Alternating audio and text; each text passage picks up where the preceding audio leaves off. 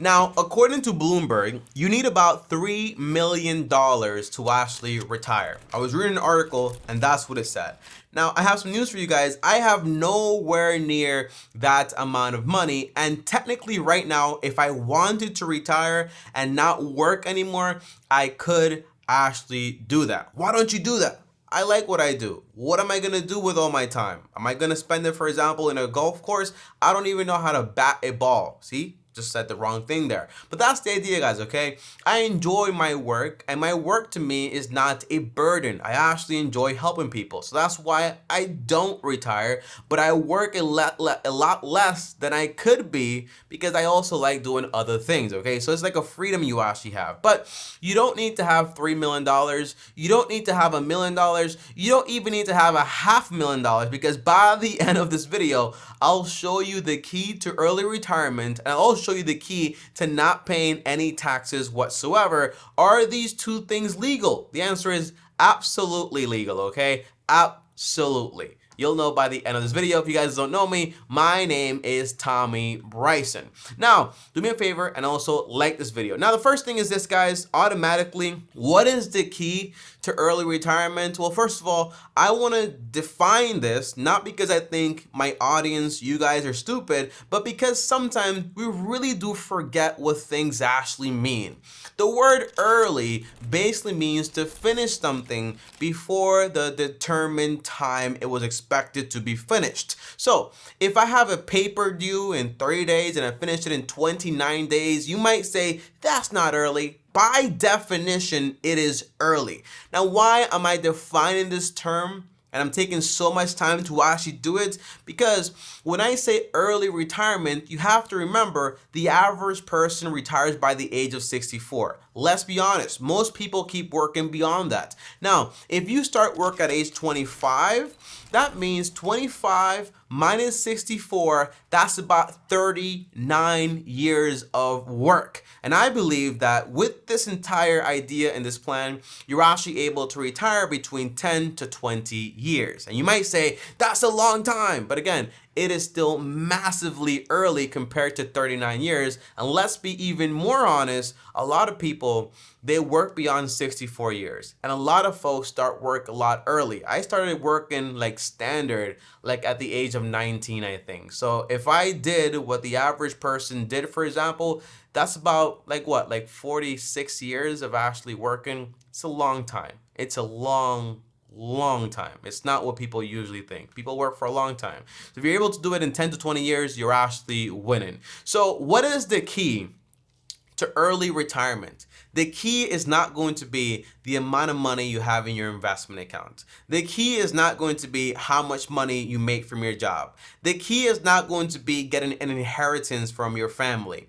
None of those things are the key, although media and the world would actually tell you that. But the key is actually going to be your cost of living, the amount of money you actually make. Well, the amount of money you actually need to live. A lot of people never retire because they never adjust their expectations. People say, so for me to retire, I need to be earning at least $5,000 to $10,000 every single month in passive income. And that's exactly why you're never going to retire. And if you do, by the time you retire, it's going to basically not be worth it. You're probably going to be like a little prune, a little raisin because you're so old, and your retirement money is probably going to be spent in a hospital. That's not what you want, okay? So the key to early retirement is going to be to control your cost of living. Now, Tommy, how do I do this and what does this look like? Well, I want you guys to entertain me for a second and I want you to follow along with this. Now, if you want, you could actually write this down, or if you want, you could just do it in your head and just say it out loud. If you're at work right now and you have headphones on, don't start talking by yourself, just say it in your head. Now, here's what I want you to do.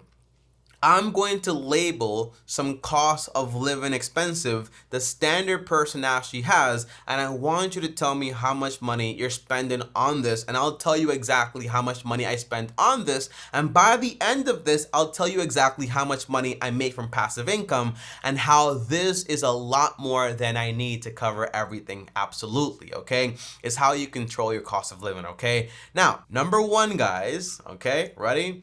It's going to be consumer debt. How much do you spend on consumer debt? I'm talking about credit cards and student loans and all that other stuff. How much do you spend on that? For me, it is $0. I don't spend a single dollar on debt because I don't have a single dollar in debt. Number two is, by the way, feel free to pause this video if I'm going too fast. Number two is going to be car payment. How much do you spend on car payment? Most folks spend $500 to $700. I spend $0. $0. When I had a car, it was paid off. Right now, I'm carless because I don't need a car. When I get another car, I'll pay cash for it. It's going to be $0. How much do you spend on shelter if you have a mortgage or if you rent? Right now, I had, for example, a house that was actually paid off in cash. So I was spending just insurance, which was about like $60 a month, something like that. Not that much money at all. With like some maintenance costs, you know, no taxes because I got like an exoneration. But the idea is I rent right now and I spend about $160 in rent, but I have a budget for $200K to buy a house in cash. So for me, it's going to be $0 eventually when I buy a house in cash, but right now it's only $160 because I am renting right now in the Dominican Republic. Do you need to be here to do this? The answer is no, but keep watching and you'll find out more. Number 4 is going to be controlled expenses. How much do you spend on your essentials? That is shelter, utilities, groceries, transportation. I already included shelter costs, but between utilities, groceries, and transportation, which basically means gas, although I don't have a physical car that belongs to me, I do drive my friend's car, and I also drive, for example, my mom's car. And I have to put into these cars like gas, and I have to do some maintenance every now and then. That's why I don't really need a car, because I have easy access to cars right now at this moment. Now, I spent about $904.25 in total here on my essentials. Now, this basically means once you add up the total, I'm spending every single month about $1,064.25. Now, can you guess how much money I actually make in passive income? The answer is about $2,025. It is not $5,000. It is not $10,000. It is not $100,000 per month. It is just $2,025. Now, the reason this money is enough is because my cost of living is so low. Now, before you say that's easy because your cost of living is so low, the answer is, remember, what is easy is what's actually able to be accomplished, but it doesn't mean it didn't take a lot of work to actually do it. Here are some examples, okay? To be debt-free, it took me about 6 years to actually accomplish it. It takes time to do that. To be actually able to afford a house in cash, it took me about 8 years to be able to save up all that money. It takes time to be able to do these things. And I also needed to adjust my expectations. I wanted a house that cost $700K, then it was like $500K, then it was like $340K, and now it's like $200K. You adjust your expectations. Now, do you need to buy a house as cheap as mine? The answer is no. You can buy a $350K house, but it all is going to be determined by your income and also what you need. That's the idea. But it's not going to be determined by your wants, because if you do it that way, you're not going to be able to accomplish what you actually say you want, because what you're doing does not associate with what you're saying, all right? They're two different things. I want to be wealthy. I want to spend all my money on trash. You're never going to get there. That's the idea.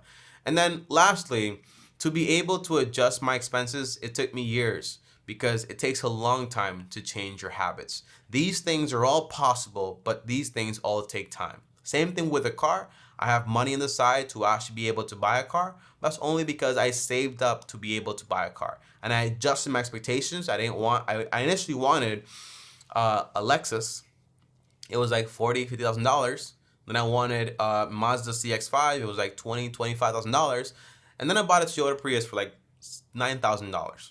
And now I'm probably going to buy next like a minivan, because I want to have kids, you know, and that's probably going to be the best utility car and the best bang for my buck. I told you I'm weird, but these are the things you have to do. You think about utility, you don't think about what other people think. Those things aren't important. Now, what people think is important, because people can help you. But if you're making decisions that are based on vanity, just because people have an opinion about what do you drive, where do you live, those things are not good.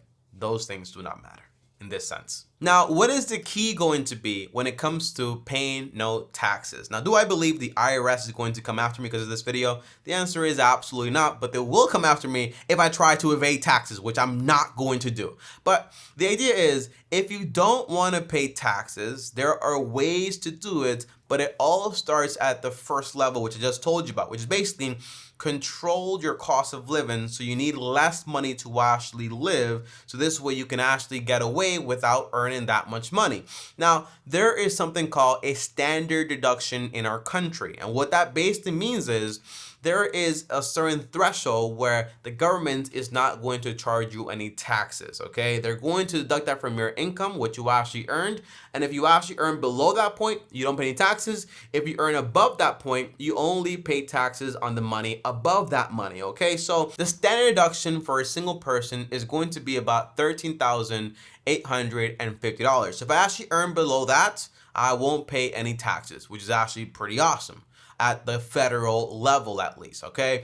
Now, if I earn $15,000, then I don't pay taxes on the $13,850, but I do pay taxes on the money above that, okay? That is the idea. And I think it's around like 10% or so, which is not going to be that much money at all. If you're married, you're going to have a standard deduction of about $27,700, which is actually a lot more. So if you earn $20,000 or $25,000 or $27,000 and you're married, you don't have to pay any taxes on that. Again, this doesn't seem like that much money, but if your cost of living is so low because you work so hard on paying things off and not having debt and having a paid off home and not having that much cost of living, guess what? You can get away with this much money because you don't need that much money. That is the idea. Now, let's say you say, okay, I'm going to do this. This sounds great. I'm going to have a job where I don't earn more than the standard deduction. This way you don't pay any taxes. Now, how do I supplement my other needs, the other money I actually need? The answer is going to be from your investments, from your long-term capital gains investments. Now, let's use an example. Yes, I have a job, and this, by the way, this example is not real. These are made up numbers because obviously I want to protect my privacy. This is actually very important to me. So basically, I'm pretty transparent, honestly, but I want to use the example right here. Now, let's say I earn about $13,000 every single year. Automatically, and by the way, I'm single, I don't pay any taxes. Now, I also have $500,000 invested, okay? And I take 5% of my investments out every single year. That's about $25,000. Now, that's going to be long-term capital gains tax because I basically held my investments for more than 1 year and 1 day. Now, what does this mean? It means that when you actually run the numbers and you calculate your long-term capital gain taxes due based on the amount of money you actually say you're making, the answer is you're going to be paying about 0%. So all of a sudden, I have $13,000 here and $20,000 here, meaning my combined income is about $38,000, right? But again, you have ordinary income, which is just $13,000. The long-term capital tax is not actually going to increase your ordinary income. So you're still going to stay in the same tax bracket. So you're still paying 0% here. But over here, because you're still below the standard of, I think it's like $44,000, you're still subject to paying about $0, all right? Which is actually pretty awesome. So now I have an income, $35,000, which is a bunch of money because I don't have any real expenses because I paid everything, which means, hey, now I don't pay any taxes. Now, what if you actually have $1 million invested and you take 5%? Well, now that's $50,000. That is above the threshold, right? Because it's like about $44,000 on the long-term capital gains tax. But if you run the calculator, if you're single, you'll only be paying about $3,000 to $4,000 in taxes, which is actually amazing. It's not that much money at all. And if you're married, you don't pay any taxes whatsoever. That's the cool thing, okay? So the key to retiring early and not paying any taxes is going to be, first on retirement side, is controlling your expenses. This takes years, for some folks decades, to actually have no debt, to have a fully funded emergency account, to build up their investments by investing 10 to 20% consistently, and to then pay off a home and buy it the right way. If you buy a home the right way, where it's no more than 1/3 of your monthly income net on a 15-year mortgage, you're going to be done in about 15 years. If you pay extra in about 10 years, that takes a long time. So in 20 years, potentially, you eradicated your cost of living, your biggest cost of living, and you have a bunch of money invested, which is actually awesome, and you're still earning some cash. But now, if you want, you can go partial work and earn just a little bit below that to pay no taxes. But again, if you want to work a normal job and pay some taxes, that's fine.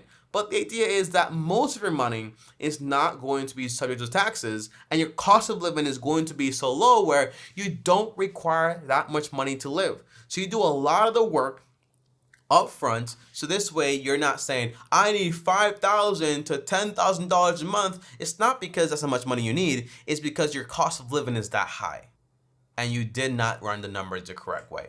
So yes, that is how I'm able to basically live on about $2,025 and still save a bunch of money, because I don't need to spend any money whatsoever above like $1,300 to $1,600. By the way, you might say, I always hear this, I always do, and I wanted to address it here.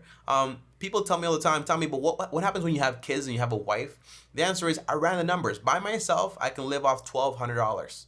With a wife, I'm probably going to be living off of $1,600. You want to marry someone with the same values as you. Very important. Again, my necessities. That's what I'm talking about here. If I have kids, I might increase it by maybe to $1,800. Kids are not as expensive as the media, as parents that are irresponsible have told you they are. They're not like that. Kids are usually going to eat a little bit more than you do, okay? Just you pay a little bit more extra money to buy milk at first and to buy certain foods, but you don't need to buy a crate where you put the kids that cost $300.